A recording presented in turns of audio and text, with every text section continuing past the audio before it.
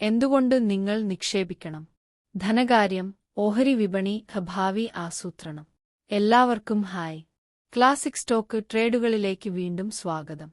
പണം, നിക്ഷേപം, മികച്ച സാമ്പത്തിക ആസൂത്രണം എന്നിവയെക്കുറിച്ച് ഇവിടെ നമ്മൾ സംസാരിക്കുന്നു. ഇന്നത്തെ വീഡിയോയിൽ ധനകാര്യം ഓഹരി വിപണിയുമായി എങ്ങനെ ബന്ധപ്പെട്ടിരിക്കുന്നു, നിങ്ങളുടെ ഭാവിക്ക് നിക്ഷേപം എന്തുകൊണ്ട് പ്രധാനമാണ്, നിക്ഷേപത്തിന്റെ ഗുണങ്ങളും ദോഷങ്ങളും, ദീർഘകാല നേട്ടങ്ങൾക്കായി നിങ്ങൾക്ക് എങ്ങനെ മുൻകൂട്ടി ആസൂത്രണം ചെയ്യാം എന്നിവയെക്കുറിച്ച് പരിശോധിക്കുന്നു. ധനകാര്യ അടിസ്ഥാനങ്ങളും ഓഹരി വിപണിയുമായുള്ള ബന്ധവും. നമുക്ക് ആരംഭിക്കാം. ധനകാര്യം എന്നത് നമ്മൾ പണം എങ്ങനെ കൈകാര്യം ചെയ്യുന്നു എന്നതിനെക്കുറിച്ചാണ്. സമ്പാദിക്കുക, ലാഭിക്കുക, കടം വാങ്ങുക, നിക്ഷേപിക്കുക. സാമ്പത്തിക സംവിധാനങ്ങളുടെ ഏറ്റവും പ്രധാനപ്പെട്ട ഭാഗങ്ങളിലൊന്നാണ് ഓഹരി വിപണി. ഇങ്ങനെ ചിന്തിക്കുക: കമ്പനികൾ ഓഹരി വിപണിയിൽ പണം സ്വരൂപിക്കുന്നു. നമ്മളെപ്പോലുള്ള നിക്ഷേപകർക്ക് ആ കമ്പനികളുടെ ഒരു ഭാഗം സ്വന്തമാക്കാൻ അവസരം ലഭിക്കുന്നു. അതിനാൽ നിങ്ങളുടെ വ്യക്തിഗത ധനകാര്യവും ഓഹരി വിപണിയും ബന്ധപ്പെട്ടിരിക്കുന്നു. കാരണം നിങ്ങൾ നിക്ഷേപിക്കുന്ന പണം യഥാർത്ഥത്തിൽ ബിസിനസ്സുകളെ വളരാൻ സഹായിക്കുന്നു, അതോടൊപ്പം തന്നെ നിങ്ങളുടെ സമ്പാദ്യവും. ഭാവിയിലേക്ക് നമ്മൾ എന്തുകൊണ്ട് നിക്ഷേപിക്കണം? ഇപ്പോൾ നമ്മൾ എന്തിനാണ് നിക്ഷേപിക്കേണ്ടത്? നിങ്ങൾ ഒരു ബാങ്ക് അക്കൗണ്ടിൽ പണം ലാഭിച്ചാൽ പണപ്പെരുപ്പം പതുക്കെ അതിന്റെ മൂല്യം ഇല്ലാതാക്കുന്നു. എന്നാൽ നിങ്ങൾ ഓഹരികൾ, മ്യൂച്വൽ ഫണ്ടുകൾ അല്ലെങ്കിൽ ഹൈബ്രിഡ് സിൽവർ പോലുള്ള ആസ്തികളിൽ നിക്ഷേപിക്കുമ്പോൾ നിങ്ങളുടെ പണം വേഗത്തിൽ വളരുന്നു. ഇന്ന് നിക്ഷേപിക്കുന്ന ഓരോ രൂപയ്ക്കും ഡോളറിനും വർഷങ്ങളായി പെരുകാനുള്ള കഴിവുണ്ട്. ഇതാണ് കോമ്പൗണ്ടിങ്ങിന്റെ ശക്തി. നിങ്ങളുടെ വരുമാനം കൂടുതൽ വരുമാനം സൃഷ്ടിക്കുന്നിടത്ത്.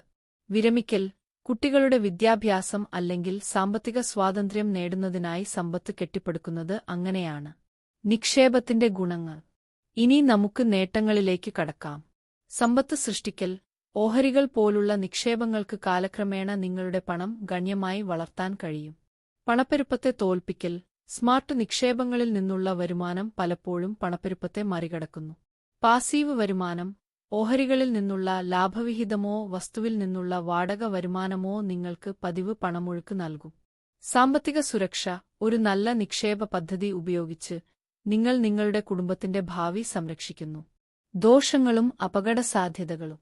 എന്നാൽ ജീവിതത്തിലെ എല്ലാത്തിനെയും പോലെ നിക്ഷേപത്തിനും ദോഷങ്ങളോ അപകടസാധ്യതകളോ ഉണ്ട്. മാർക്കറ്റ് ചാഞ്ചാട്ടം. സ്റ്റോക്ക് വിലകൾ വേഗത്തിൽ ഉയരുകയും താഴുകയും ചെയ്യാം. നഷ്ടസാധ്യത.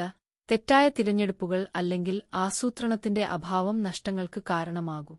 വൈകാരിക സമ്മർദ്ദം. വിപണി തകർച്ചകളിൽ പല നിക്ഷേപകരും പരിഭ്രാന്തരാകുകയും മോശം തീരുമാനങ്ങൾ എടുക്കുകയും ചെയ്യുന്നു. ക്ഷമ ആവശ്യമാണ്. നിക്ഷേപം ദീർഘകാലാടിസ്ഥാനത്തിലുള്ളതാണ്. നിങ്ങൾ ഒറ്റരാത്രികൊണ്ട് ലാഭം പ്രതീക്ഷിക്കുന്നുണ്ടെങ്കിൽ നിങ്ങൾ നിരാശരായേക്കാം. ഒരു പ്രശസ്ത ഉദ്ധരണി ഉണ്ട്, നിങ്ങളിൽ മിക്കവർക്കും അതിനെക്കുറിച്ച് അറിയാമായിരിക്കും. അത് ഇങ്ങനെയാണ്: റോം ഒരൊറ്റ രാത്രി കൊണ്ട് നിർമ്മിച്ചതല്ല. ഭാവിയിലേക്കുള്ള ആസൂത്രണം. അപ്പോൾ ഭാവിയിലേക്ക് നമ്മൾ എങ്ങനെ ആസൂത്രണം ചെയ്യും? ഇതാ ഒരു ലളിതമായ റോഡ്മാപ്പ്. ലക്ഷ്യങ്ങൾ സജ്ജമാക്കുക. നിങ്ങൾ വിരമിക്കലിനായി ആസൂത്രണം ചെയ്യുന്നുണ്ടോ? ഒരു വീടോ കുട്ടികളുടെ വിദ്യാഭ്യാസമോ? അത് വ്യക്തമായി നിർവചിക്കുക. വൈവിധ്യവൽക്കരിക്കുക.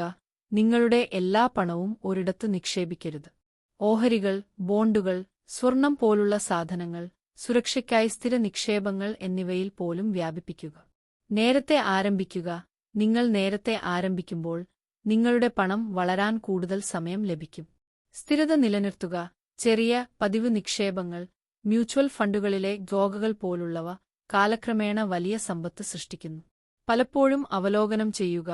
വിപണികൾ മാറുന്നു, ജീവിതം മാറുന്നു.